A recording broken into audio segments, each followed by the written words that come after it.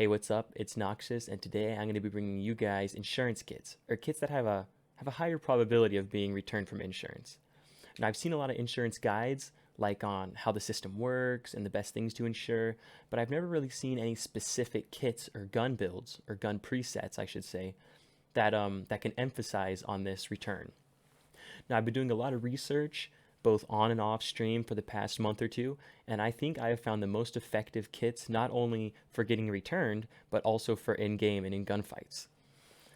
Now, early wipe, as a little bit of a disclaimer here, early wipe, nothing's going to be returned. Everybody's scrambling for rubles, everybody's pretty broke, so they're going to be taking pretty much anything they can get. But as you get later into wipe and are still struggling to make money, I think these kits are both effective in saving rubles and killing players. Now, for those that don't know how insurance works, I'm going to do a quick recap. We're going to hop in game here and I'm going to show you guys, and then we'll move on to the kits. So insurance is quite simple. We're in the game here now, and as we proceed to our map of choice, we will be prompted with the insurance screen. Now, insurance allows you to retrieve any items that have not been extracted from a raid with a delay. So what this means is if you die in raid and nobody comes and grabs your stuff and extracts with it, then you will get it back from insurance if it was insured. Now, it's noteworthy to mention that you can only insure gear items such as armor and guns, containers such as key tools or docs cases like these, and intel items such as keys and paper maps. Now, what you cannot insure is stuff that cannot be extracted off your body, such as the Kappa container. See, I cannot insure that. Or the melee weapon, I cannot insure that, as they cannot be looted off the body. And consumables such as food and water. See, I'm bringing these into raid, but I cannot insure them. Now, there are two ways to insure. You can insure with either Propor here or Therapist. Now, the return times, let me pull it up here. Propor is 24 to 36 hours. So if you die in raid, 24 to 36 hours later, if nothing was picked up off of your body, then you will get it back from Propor. Now, the catch here is that Therapist, her return time is 12 to 24 hours. So while it's more expensive to insure with Therapist, you get the items back quicker. Now that we've covered insurance, we can get into the actual gun builds themselves. First, we have the AKS-74UN, a nice assault rifle for any of you Tarkov AK lovers out there. Now, before we start on the build, this gun had a 71% return rate, and while that may not seem very high, this gun is a full auto gun. You know, the AK can be modded very well, and it performs very, very well. So 70% return is not bad at all. Now getting into the actual mods of the gun, we have the JMac muzzle brake to significantly reduce recoil. We have the Cobra reflex sight, as it's a sight that can only be attached to the AK platforms, making it less lootable. We have the recoil pad to also help with the recoil there, and then the gun itself. Now I'll be showing some clips throughout the video of how these guns perform, but overall, this is a great gun. Now, you may be seeing the price there, $64,000, and that may seem very expensive, but that is because Propor sells the AKS for $40K, and you can actually just link search the gun, find it for, I would say, roughly $20K on the flea market, and drop that price to below $40K. Now, the AK is by far the most versatile on the list, being effective in both close and long ranges.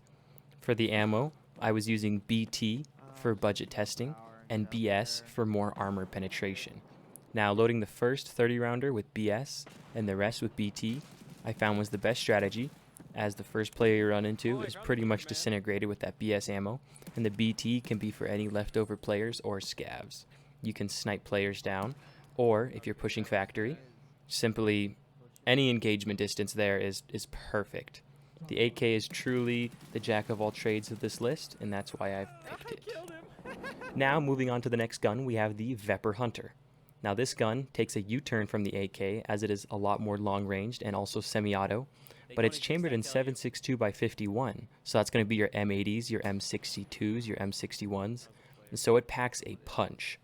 Now, this semi-auto rifle had an 88% return rate, which is drastically better than the AK due to it being semi-auto and having less mods on it. Now, moving to the mods, all we have on it is the Cobra reflex sight. Now, this is another minimalist build, of course, because we are trying to get these guns returned, but it still performs fantastic And now I see that the same problem we're running into is the price. We have Jaeger selling it for 48K, and this gun can easily be found on the flea market for 20 to 30K or on scavs, and all you have to do is buy the reflex sight. Now the Hunter, it's just a great gun. It's been a great gun in Tarkov ever since it released because of the rounds it shoots. M61s, M62s, M80s, M80s being the cheapest of course, M61s being the most expensive. Slick wearing, Alton wearing, meta chads. If you can get the drop on them, if you can sneak on them, or hit them from longer ranges, this gun it just performs so well. Being able to hit your headshots with this gun, listen, the loot's gonna be everywhere. It's a great gun to run, it's a lot of fun, I would recommend trying it. Now, moving on to the third gun, we have the Saiga 12 gauge. Now this gun had a measly 63% return rate, but the reason I love it and recommend it is because it can be found on scavs everywhere. Now, moving to the modding, we have the Cobra reflex sight again, the aluminum handguard for rails, the muzzle brake, we have the Zenit RK6 foregrip to help with the ergonomics, and then the recoil pad for recoil, obviously. Now, again, this gun is going to be the most expensive on the list as well because we are adding more and more mods. But finding this Saiga on a scav, buying the mods, you're going to be paying 30K for the mods. So if you can find the shotgun, it's going to be very easy. Now, the Saiga's 5-round mags may be looking as a sort of deterrent to you, but using AP20 in this gun was amazing. 1 tapping level 4 armor, 2 tapping level 5 armor. The players just drop. Whether you want to use AP20 or Flechette for the leg meta, either option was just fantastic. And using this gun in both dorms on customs and factory was a blast. It was just dropping players left and right. It was a fun gun to switch it up, and I feel that using this gun in between raids is a very good idea if you don't want to lose it. It's just a fresh breath of new air. Now, moving on to the last gun. For all of you SMG lovers, we have the simple PPSH. No mods, just mags. Now this gun had a return rate of 83%, and as you'll see in the clips, just completely shreds players while using the right ammo, which I will talk about in a bit. This gun was my favorite to use, as it's the cheapest, 26K, and you can find the gun on scavs. So you can get this gun for free, insure it, run it. It's a great choice. Now the PPSH, it's quite frankly just a funny gun to run most of the time. Like being able to drop these M4 wielding guys with this hunk of wood and metal is satisfying. I use PST GZH, which is the highest pen for this caliber, and I aim for the head. You know, it'll blow through face masks pretty quick, unless you want to use a more leg meta-y ammo and aim for the legs. Either way, this gun, it's hard to miss because you're firing so many rounds so fast, but its engagement distance is very short. You don't want to be trying to fire at players across shoreline, you know? But if you can get up close, it's going to shred everything on their bodies. It's a fun gun. Now that we've covered the guns, we should be covering the armor as well. And lucky for you, I've done my research there.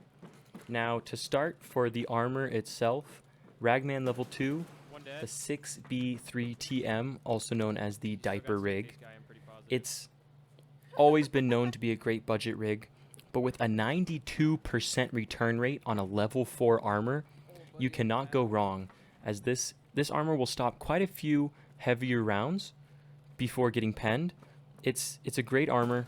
I enjoy running it. I've run it a lot even before this testing, and it's a personal favorite for me and for many others in the Tarkov community.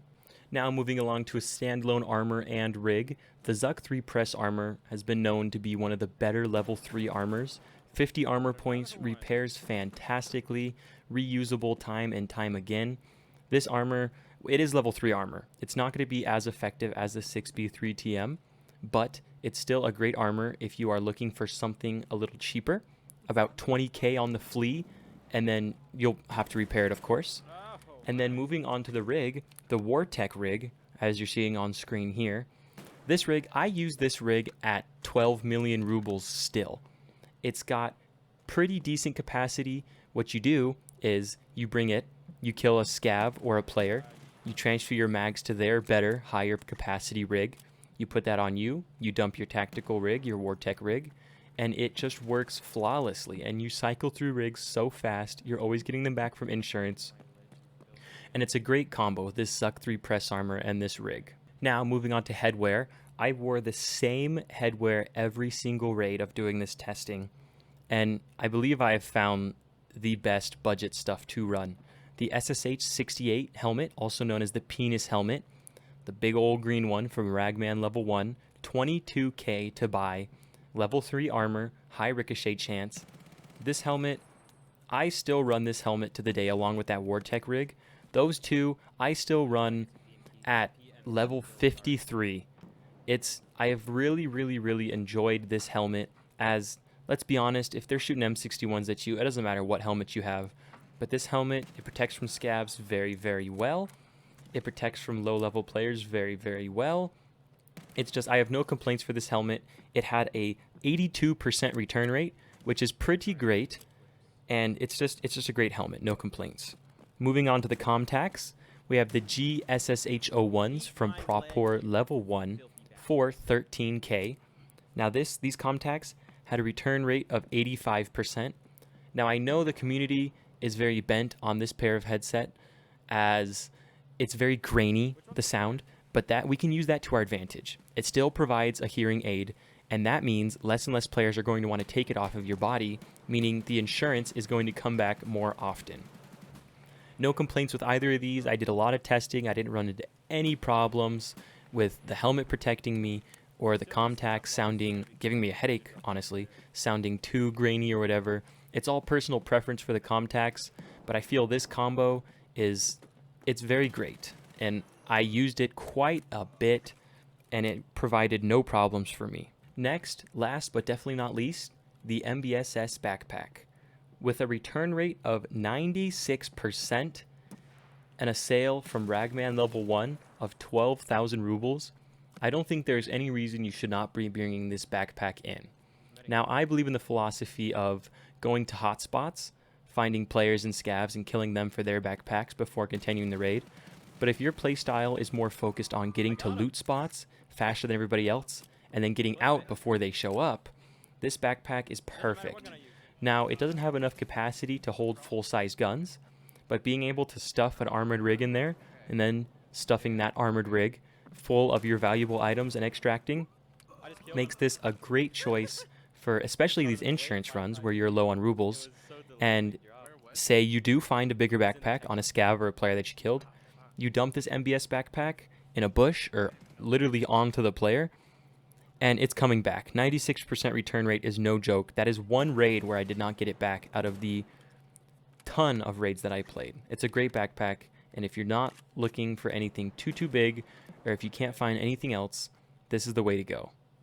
All right, and that's going to do it for my top 4 gun builds and my armors to run during insurance runs for the insurance kits.